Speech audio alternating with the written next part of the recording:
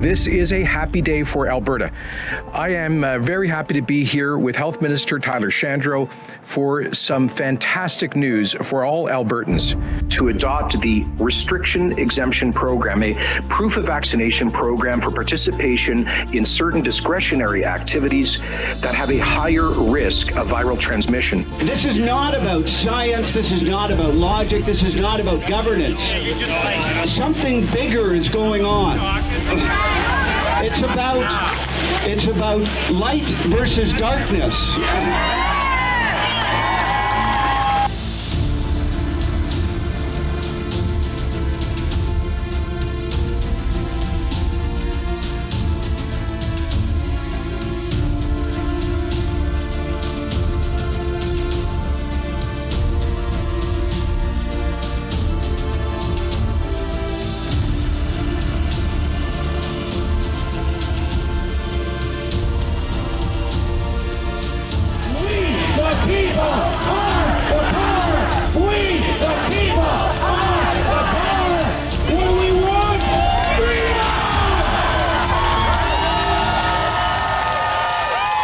After repeated insistences that he will not bring in a vaccine passport, Jason Kenney did just that. And if he thought that people were going to take it lying down, it is simply not the case. People are active and out in droves saying that they've had enough. They are rallying together, people of different backgrounds, to say that we will defend each other and we will defend our rights. If you want to help our fight in the defense of these fundamental rights, go to fightvaccinepassports.com. Warning, censorship.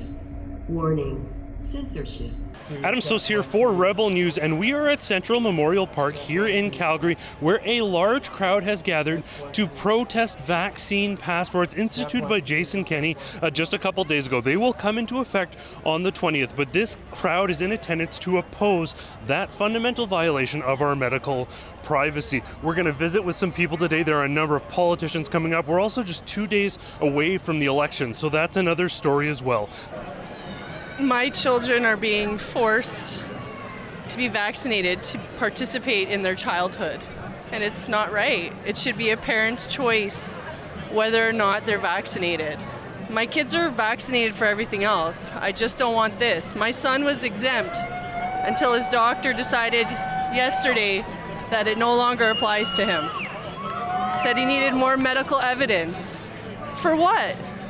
He has an immune disease. And now he's not allowed to play hockey. I had to pull him out this morning. His brother doesn't want to play because his older brother can't play. It's not right. Jason Kenney said kids 18 and under can play sports, but the rinks won't allow them in, and the organizations refuse to stand up to the rinks to let these... Yeah, I've been playing soccer since I was 12. I've played 4 years at the university, and now I'm unable to play. My team is playing this weekend, and I can go watch and I can practice with them, but I cannot dress and I cannot play because I am not vaccinated. So I'm fighting for an exemption, and come November I will be kicked out of school because they're not offering online classes, they're not offering anything. This done. So like they say they don't want to force people to get vaccinated, but they're basically taking away everything, absolutely everything. Like, it's just like, what do I have to lose at this point? I'm so very sorry to hear that. Jason Kenney promised he wouldn't do this. He said it'd be a violation of a number of rights and freedoms. What do you think, or what do you want to say to Jason Kenney flip-flopping and taking all this away from you? I just, like, I'm sorry for the pressure that he is facing at this point. Like, I don't know. Like, I know how much pressure I am facing, and he's probably facing the same pressures, but stand up.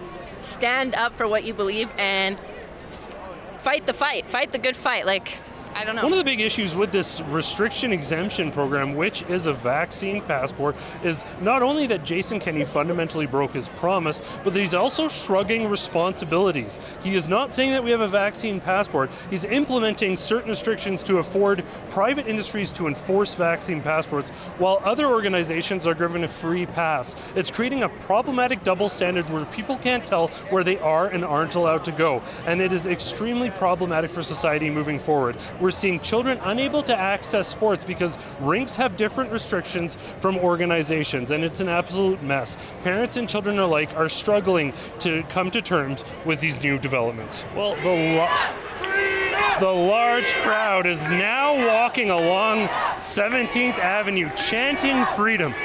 I don't think Jason Kenney necessarily realized how many people would come out in support of each other, in support of each other's medical privacy. This is a sight to behold, and I think it's safe to say that this is now the biggest health privacy. This is now the biggest march that we have seen opposing vaccine passports and in support of medical privacy. So what brings you out today? My child. He is speech delayed severely.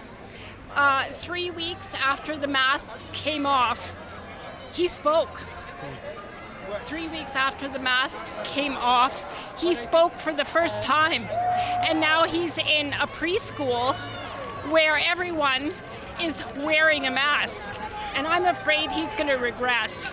He's starting to use sign language again.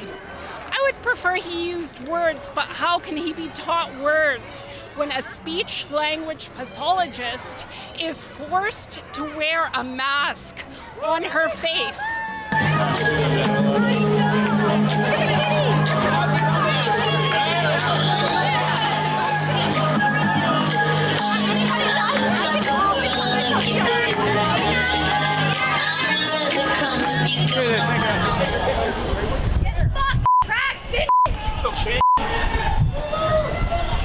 What are you guys doing? Get out of here. You look a piece of shit, you fat fuck.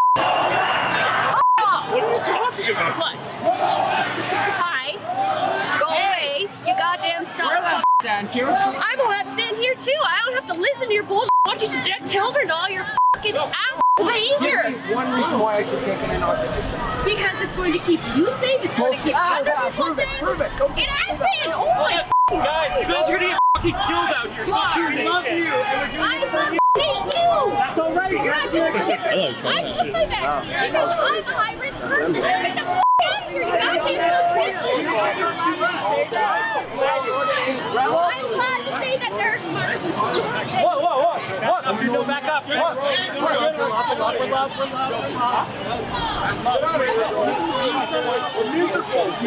Girls, we're gonna die out here, I swear to God. We're walking for you! We love you! We want you to have your freedom to hate us! If you were scared, You can have the freedom to hate us!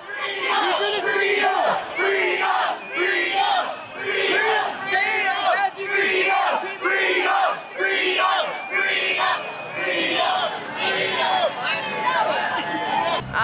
I actually didn't plan on coming here today.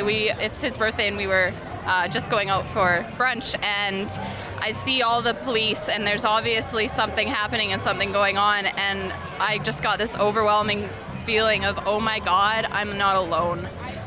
And I think that's why I'm emotional, is we immediately just started running and we joined and we're walking, and now, I mean, like, this is just after months of feeling alone, of feeling targeted, of feeling crazy. Look around. I'm not fucking crazy. I'm not crazy.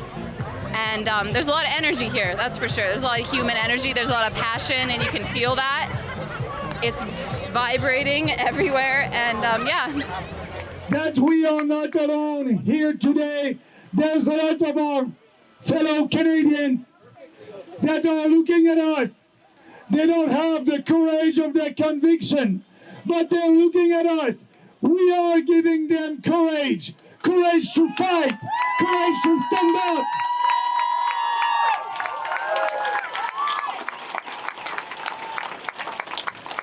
And that's why we are here today. Because we know that without freedom, there's no human dignity. There's no equality of rights. There's no economic prosperity.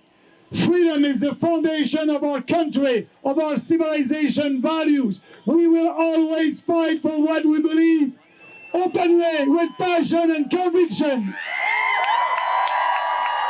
So you said we have 2 days effectively to save Canada, to put an end to this madness. Why should people trust the PPC to do that? Because we are authentic. what I'm saying today, I said the same thing in 2019, and I will say the same thing at the next general election. We are doing politics differently based on 4 principles: individual freedom, personal responsibility, respect and fairness. And that's why people must trust a politician that is not doing politics based on polls or survey.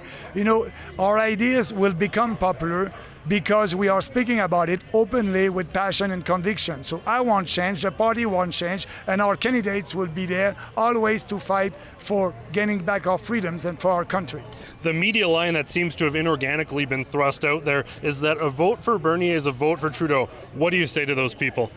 Yeah, I can tell you that the Conservatives were very efficient to give to the media their talking points. That's the only thing that they can say. But people are intelligent. You won't elect any Liberal here in Alberta, and they know that the Conservative Party of Canada is not conservative. Yes, at the end of this campaign, we may have a Liberal minority or a Conservative minority, but it will be the same thing for Canadians. O'Toole is working like that, is working with Kenney and is ready to impose a vaccine passport and give more money to the Albertan government to be able to do that. And he is the same on a lot of fundamental issues for the future of this country. So no, a vote for the PPC is a vote for Canadian values. And what I'm saying to people, if you vote for the PPC, you vote for yourself, you vote for your values, you vote for what you believe in. Don't vote against something. We know that the result in the end of this campaign will be a minority government, Liberal or Conservative, that will be all the same. This is why we need to fight, and this is why I said that's the beginning of a freedom revolution in this country. So the most important for us is to grow our percentage of the vote, and the mainstream media won't be able to ignore us. I want to thank you. I want to thank Rebel News. I want to thank True North. I want to thank the Western Standard, all the independent media. You're doing your job, and that's why we want the CBC and all these establishment media, mainstream media, we want them to be independent and not dependent on the government like you. So like that, it will be easier. Now it was very difficult for us to reach more Canadians because of that, but at least we have real independent media that were there to a fair coverage to our campaign. The definition of protest is to, in its truest sense, is to protest what the government is doing. And right now, when we do those very things, we come under attack. And that is why I believe that what we're doing is a revolutionary act. It's telling the truth in a time of universal deceit and universal lies. Well, I was invited to be here, and I like to come to these freedom rallies to gather people to raise our voices against this injustice. And I'm happy to do it, and I'll keep doing it. And what do you make of Alberta going from one of the bastions of freedom to one of the most locked down places with a vaccine passport? Well, it's a shocking reversal, and I would just like to say to Jason Kenney, if he's watching this, that he needs to reconsider. Sorry guys, but despite the massive crowds here today, YouTube thinks that what these people have to say is too hot for you to handle. If you want the full story, click at the link in the description below or go to rebelnews.com. Good.